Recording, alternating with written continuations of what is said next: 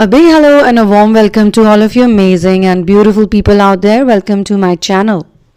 In this particular session, I'm going to be talking about, as you can see the title, why the DM, the Divine Masculine, or you can say the distorted masculine who has the potential of being Divine Masculine. Why do all of them, and so many of them, based on whatever people have shared, why do they choose lust over love? And it's not like a lot of them are not intimate in their relationships where they are in love with someone.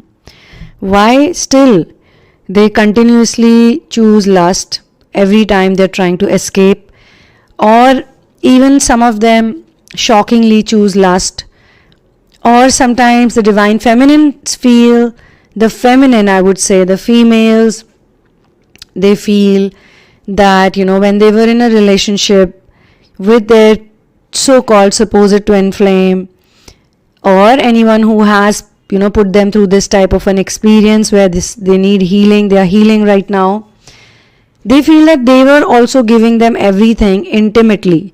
In the intimate relationship, they were providing them, the masculine, the men, everything.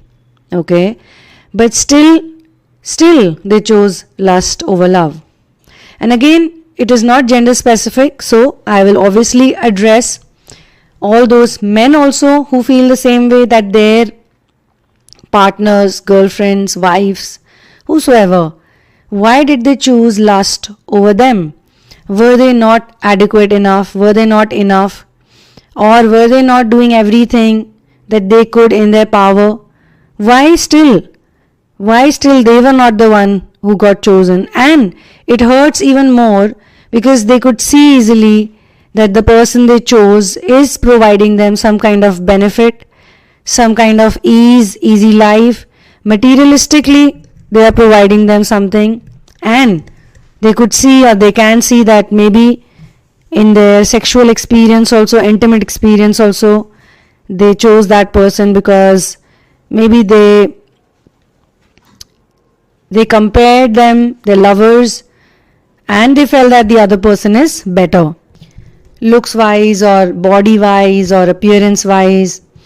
When you're with a person for such a long time, sometimes you, if not the long time also, even if you're there with them for a certain period of, a stipulated period of time, whatever it is, we don't know what is long and short in everybody's life and perception. Somebody could think that 6 months relationship or a 9 months relationship is very long, a 2-year relationship is very long, and some might think that 10-year relationship is not that long.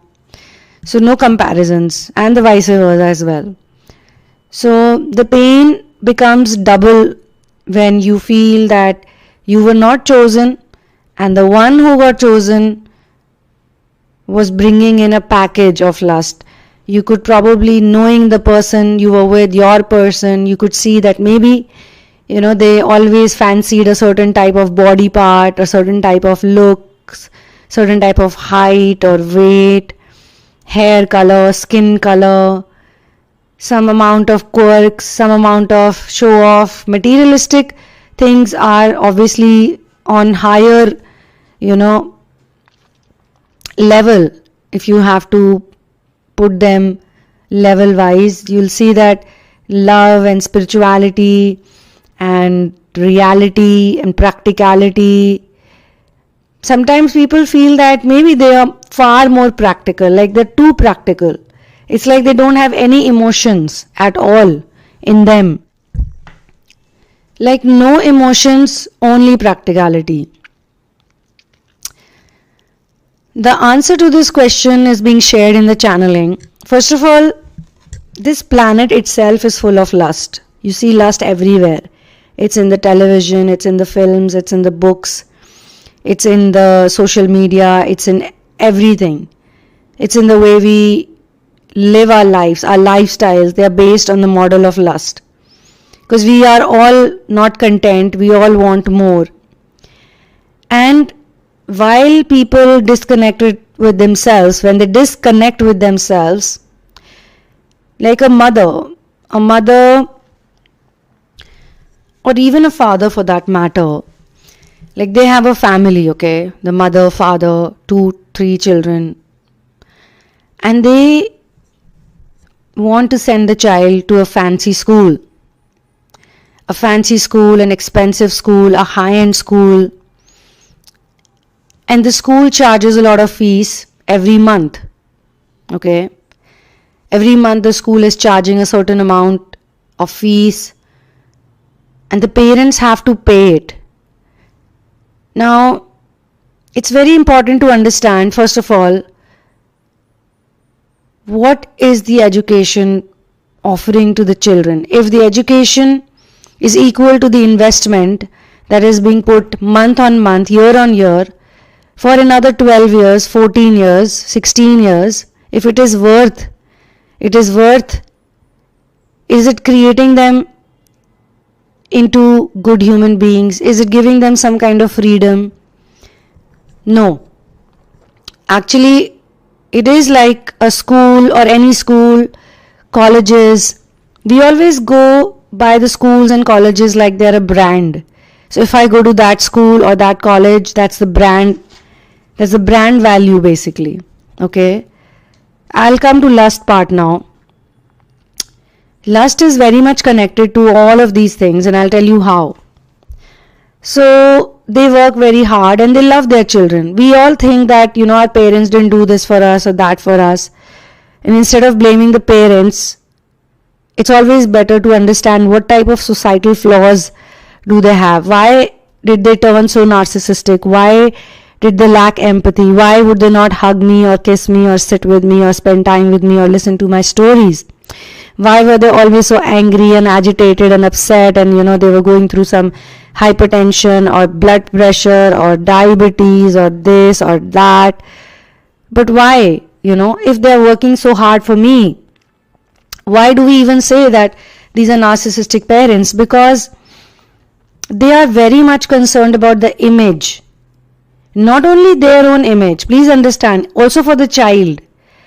Also for the child, a mother and a father, any couple like that, in the so-called modern world, they think that my child should go to the best school and the best college, so that when they grow up, they're going to get the best jobs, the best offers, the best life, a big house. Even the things that we could not buy, they're going to buy it, they're going to get it. But they don't think practically, and that is the crazy part, that why aren't they thinking practically at that point in time? So in order to fulfill that desire, that lust which is in that desire, to fulfill that desire, they know that they have to work very hard, or they are told that you have to work hard, or you have to do something, through which you're going to be very rich and very wealthy, and you would be able to afford everything. Say some of them know that they can't do that. Some of them know that, the best way to pay all the fees for my children, to send them to the top colleges. And it's not even limited to colleges. Then we have masters, we have MBAs, we have other degrees also, where you keep getting the education. And when I say education, again, it's based on a paper that's given to you after every year that you clear. Okay, you go to college, you clear college, you get given a paper. You do your MBA, you're given a paper. And then you circulate that paper around everywhere and say, okay, this is what I got. And this is how I can prove that I am educated enough to be able to apply to a certain job or a certain role or a certain position. And believe you me, and you all know this, so I don't have to convince anyone for this. It's not like there is one person who's giving an interview for one job. For a job, for a fancy, high quality job, and when I say high quality, I mean monetarily, there would be somewhere around 20 people, 30 people, 100 people, 500 people, giving interviews and going through the whole selection process. So it's not that easy any which way, right from the investment part, which starts at a very young age. And the parents, the mother, especially the father is supposed to be the provider. So if he's gone throughout the day and the mother is taking care of the offsprings, it's okay. But we live in a culture, we live in a time where the mother also has to go out to work. And it's not like I'm saying it's wrong or right, okay? Please understand what's happening to the child over here. It's perfectly fine to be a single mother, especially if you have grandparents who can look after the children, or you have someone very trustworthy, someone who's going to look after the children like their own children, someone who's going to pamper them, someone who's going to just spend like all the time in the most loving way and yet giving them freedom. But it's not possible. We cannot expect the babysitters, or we cannot expect the nannies, or we cannot expect the tutors to treat the children with love, because again, their motivation is also money. All of them. Okay. So literally everybody is motivated to earn a lot of money, or at least that much money that can help them sustain their lives. And yet everybody is just hand to mouth. And everybody is literally in the survival mode. Everybody is literally in the survival mode. Nobody is happy with what they have. And that's the sad part. So to fulfill all of these commitments, the parents, they go away. They have to work every day, every single day. They have to create a system for the child. And you know what? The reason why I really respect the Indian Gurukul system, the one that is like many years back, I'm not talking about anything which is in recent times. Maybe there are some authentic ones that are continuing and maintaining the culture, but I'm just talking about what's happening, on a level that everyone can understand. So back in those days, they never used to send the children to the school that early, first of all. There is an age till which the child is going to be with the family, okay, with the mother and the father. And in those years, they are not going to be stuck in competitive examinations, because I think personally, as a child also, I went through this. I don't know how many of you also went through this. Children, poor little children, they're just 3, 4, 5, 6, 7, 8, 9, maybe 10. These little children have to give exams. Like in my time, we had to give exams every Monday. Every Monday was a test. Every Monday was a test. You actually begin to hate Mondays right from that age.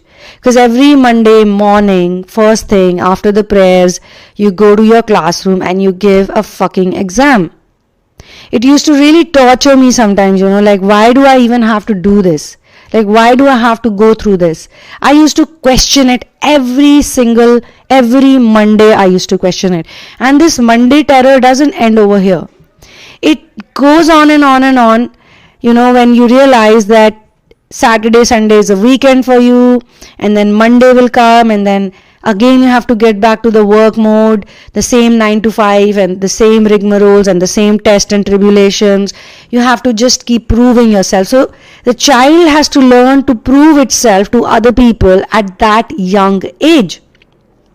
And at that young age, actually the child should be spending a lot of time with, adults who love them, grandparents, going to fields, going to nature walks, going for trips. And if they feel like studying at home, like reading something, they can do that, In fact, in today's world, little children know how to operate the phone. They can type certain things on their own. Even before they learn how to write, they have started learning how to type on the phone, on the tablets. It's insane. And that's why a lot of people actually started liking this whole online mode of education. I'm not going to say it's good or bad right now, because I have to come back to this whole lust topic. Why the masculine chooses lust over love? Why is he so weak? Why is he so stupid, so dumb, so blind, so ignorant that he chooses something that is so fickle? And lust does not have long life. Lust has a short span of life, like lust pretty much gets over after some time, and then it needs to be replaced with something else. If it's a loop for someone, then you need to replace it. So maybe was the masculine also with the feminine for the same reason, lust, while the feminine kept thinking that it is love. So again, it's not gender specific. All the men who have gone through this, and all the women who have gone through this, and all the people in same-sex relationships, all of you can think about this. Like, were you also just lust for someone, or were you also love? But how did this, fascination or addiction of lust, how does it all begin? It begins because at the age when the children are supposed to be in intimate proximities with their parents, and when I use the word intimate, I don't use it sexually in this context, okay? When I'm talking about, okay, two people getting into some kind of an intercourse situation or making out or blah blah blah, okay, that is physical intimacy. But this is where we go wrong. Intimacy is not always physical.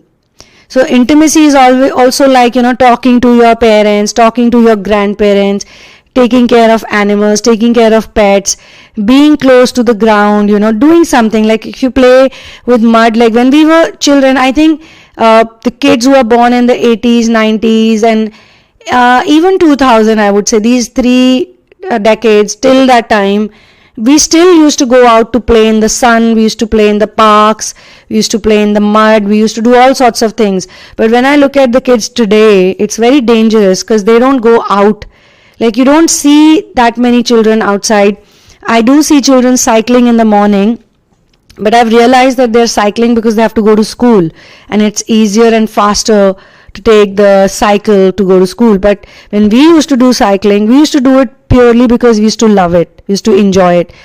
And there was a time that when I remember so many of us kids, everyone had a bicycle, and we had to just, go out on it every day, literally couple of hours cycling, playing. And parents used to like keep screaming our names from their houses, from the balconies, and we would like go back. Okay, now they're calling us, we need to go back, we need to stop playing. But I don't see that. I'm sure when I say we, I mean a lot of us. When I say I also, it's the same thing, I guess. All of us, we don't see children doing those things, and it's like they're so disconnected with nature, so disconnected. Like even if they go for a vacation and they see a river or they see a water body or the mountain, it's literally like for them, oh, this is how we spend the vacation, because we look at the mountains. They don't have that emotional joy, like, what, we are in this place and let's lie down on the grass. We used to lie on the grass every day. We used to play so many games with the sitting on the grass and running around, jumping around, all of that. So somehow, that time, that culture was good. Sometimes I feel that it was at least like more conducive than what it has become now. Now it is becoming conducive because people are awakening, so they are going to somehow overthrow all of these things, or they are going to come up with a plan where you create a sustainable lifestyle, which is a healthy combination of technology and nature at the same time.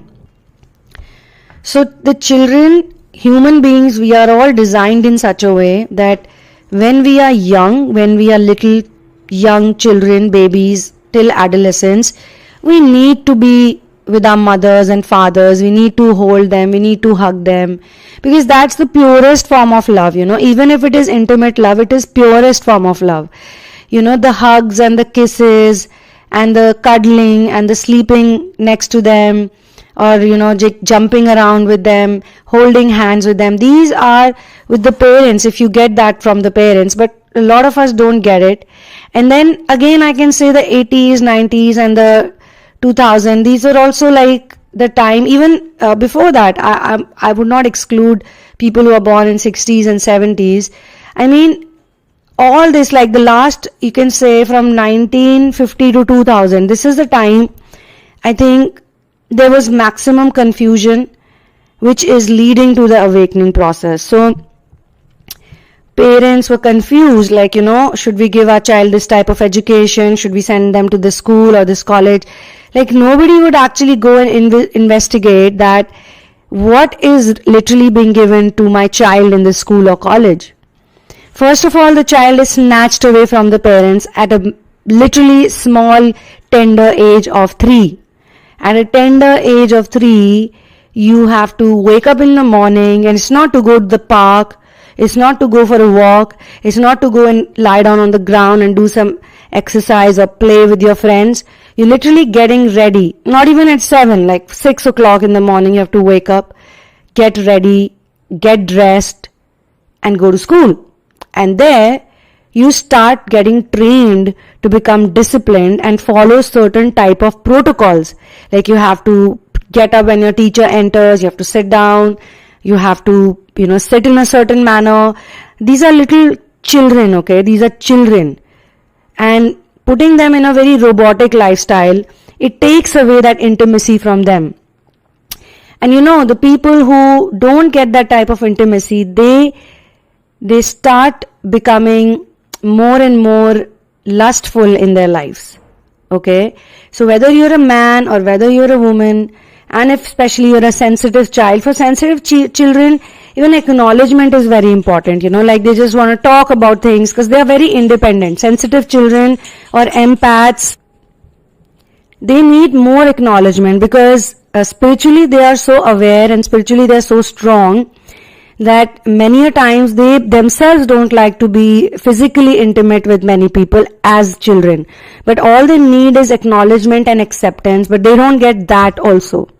So which in turn makes them bitter, and they also start looking for love. And because we are programmed in such a way that we feel that love equals to lust. That's what we are taught. And sometimes it becomes an addiction. Okay? So many masculines and many feminines, they are like into those narcissistic energies where they're very selfish. So maybe their parents love them a lot, but the parents and the schooling system and the societal functioning, the way the flaws are functioning, it taught them to become very selfish. And if they would, meet someone and they would see, okay, this person is attractive and this person is nice, they would end up, either in a fling or in some kind of a relationship. And once they get bored of it, they'll move on from it. They'll look for someone else and someone else and someone else. Till the point they reach a place in their life when they, again, due to the programming, they feel like, now I should settle down. But should settle down with who? Someone who's going to serve me. Someone who's going to solve the purposes of my life, which I cannot solve. And that's when maybe because of this type of energy or this type of demand, because people who are in the spiritual ascension, whose Kundalini has awakened, they are also looking for love. They are also looking for someone. They are also looking for someone. So there is a match, Both are looking for someone, but one is looking for true love and one is looking for convenience, the best possible convenience. And then that has to be a combination of everything: sexuality, materialism, money, image, so many things clubbed together. So they feel that, the feminine or, and again, this is not gender specific. Every time I say feminine, think about it, I mean to say somebody whose Kundalini has activated, because once your feminine energy gets activated, that's, the time when it will lead to eventual merge with the masculine, because the masculine energy, the polarized masculine happens first, followed by polarized feminine. But it is in the feminine state, when your Kundalini can awaken and rise up. Because Kundalini is again feminine energy and it is the dark mother. Darkness is not always bad, It's not like nighttime is always bad or lunar energies are always bad. But then darkness is the thing that purges us to eventually understand the balance between the light and the dark. Like the dark and light together combined creates a singular energy. Okay. So hypersexuality is basically an obsession with sexual thoughts, urges or behaviors that may cause distress or negatively affect health, job or relationships. But if a child in young age you get hypersexual, you don't even know why you are looking for relationships which are more sexual in nature, because you at that point in time basically are looking for pure intimacy. You just want to hold someone's hand, you just want to hug someone, you just want to caress someone, and somehow you end up doing much more than that. But you think also in your head that maybe this is good for me because I'm also getting like a package deal. So this person is, getting intimate with me physically, sexually, but at the same time I'm getting to hold someone's hand. I can put my head on their shoulder, or we can pretend to be happy, we can pretend to be in a relationship or whatever. But actually it's just convenience, it's like you scratch my back and I scratch yours. So the feminine also needs to understand the difference between lust and love, and that you cannot understand if you have not gone through that pain. When someone treats you, badly, someone treats you like just a sex object, just a piece of meat, or they treat you like a convenience, so as long as they were happy playing with you like a toy, like how children play with toys, they were playing with you. But when they get bored, a better toy is given to them, they'll probably move on, and start playing with that toy. I know it sounds cruel to be in that position. Like, for the child, the toy is an inanimate thing. For the child, the toy is just an object. Maybe the child would not even care about the object if it gets alive, like a pet dog or a pet cat, or maybe something even better or bigger than that. I don't even understand the point why parents give so many toys to children when they should actually teach children other things, like grow your food, play with your animal companions, go out in the sun, paint, sing, dance. You don't need all these artificial toys. So we are actually programmed to play with inanimate artificial objects since a very young age. Because why? How did this even start?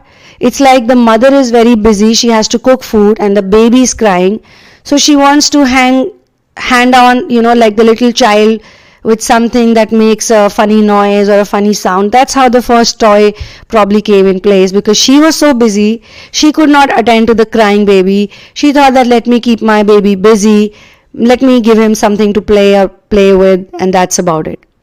But we don't understand that all these things have a very adverse effect on our children, or anybody, for that matter. Because what the child needs at that point in time is attention, acknowledgement, affection, a hug, a kiss, to know if it's hungry or not, if it's maybe wet or not. But everybody is so busy in their lives trying to earn money, trying to fulfill the, survival needs, that they don't do that. They give the child something to play with. It's an addiction. Okay, it will make you happy. Play with this, it will make you happy. So the masculine is literally trying to make himself happy. The masculine energy, the collective masculine energy is what I'm referring to here. It could be in a man, it could be in a woman, it could be in a transgender person, anyone.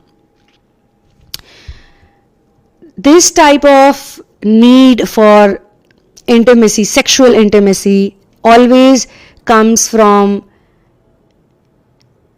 your childhood wounds where you were not given enough. So people think that the narcissist is so privileged, the narcissist so pampered, the parents are loving the narcissist all the time. That's not true, not completely true, because the narcissist is also given objects, or is given something. When they cry or they, make a scene or something, the parents are like, what do you want? The child is like crying, I want this, I want that. Okay, here you go. Take all of this and be happy, be quiet. But we'll give you whatever you want. The empath or the super empath, on the other hand, the neglected child, it's better to call them neglected child or over pampered child, because somewhere they all are empathetic. It's just that the empathy is literally, it's like stubbed in, compressed, like don't talk about it, don't discuss this, don't do this, don't do that. Materialistically, yes, do good. So if the child is like saying to the parents something which is related to their emotional state, they may not listen. But if they talk about numbers and grades and marks, and this is what my teacher said at school, they'll be all into it. Like, what about it? We want to know more. The parents, I have seen it from my own two eyes, that parents beat their children up badly, slaps upon slaps, and it happens literally in every household. It's not like something new, just because they want the child to get the grades and get the marks. But if the child wants to do something compassionate in nature, something kind, they won't do any of this. Like, if say the child picks up lying or cheating or a bad habit like bullying, that's the time the child should get an ass whooping. But they won't do it at that point in time because it's nothing to do with the grades or the numbers or the marks, even the masks for that matter. So even the parents are, and then this is the reason why I don't talk so much about the parents doing this or that, because then some people get very bitter and they go into a lot of pain. But you need to become more practical and understand that they probably went through the same thing, and they were grilled and they were told that if you're not going to do good in life, especially in school and college, you'll be a poor person, you'll not have anything. And when they grow up, they don't understand that this whole poverty, this whole wealth and all, it is all made up, it is all illusion as well.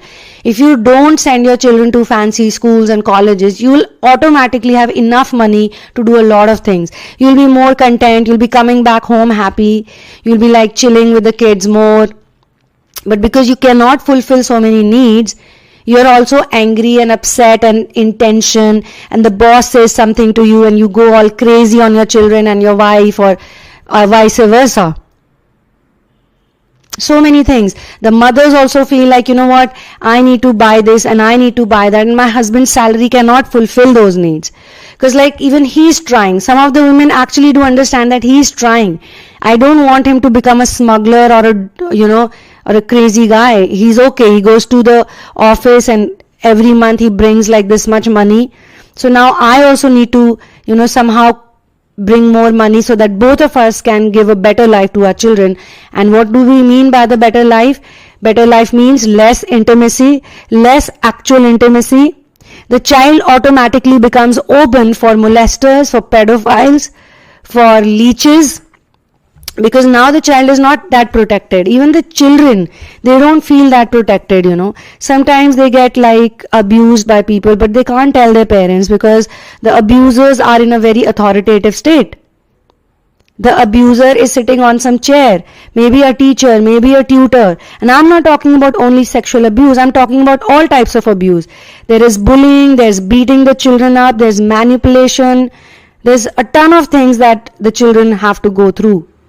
And instead of giving them the correct education, the right education, this is all that is given to them, which makes them hypersexual. Because they just want to get some love and they don't know how to get it. So they go to one person and another person and another person. Have you ever spoken to people who have a lot of one night stands?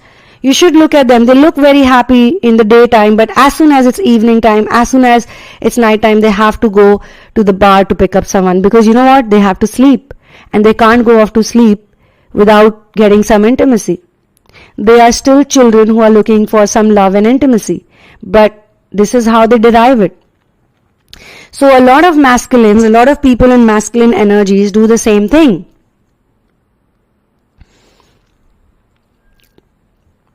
And then there is this whole fear and trauma, or maybe, they are so codependent, they can't make their own money. They've always been dependent on parents. I'm talking about the over-pampered narcs plus empaths, and I'm talking about the neglected narcs and empaths. These people, these two different types of people, two different sexes and genders and whatever, all the differences, they are both wounded actually, and they are both scared and they are both fearful. But one of them is like, what, I'm gonna look for some better option because I can't do this. This is too difficult. And the other one decides to chase and convince and stay because they don't know what else to do. They were so neglected in childhood and they were always pleasing people. They think that maybe this is the best way. Put my self-respect in jeopardy and keep begging like a beggar on the street for love, for attention, for affection. Because they've always done that in some way or the other. They've always begged for it. And the other one who's over-pampered is like, I'm going to take it from wherever it comes. I don't care how it comes. It's a toy or it's a human being. Who cares? As long as it fulfills my need, it's okay. So they choose lust over love. And somehow, even the feminines are choosing lust over love because the masculine hasn't given them anything more than lust. If they were really giving you affection, they would not have done this.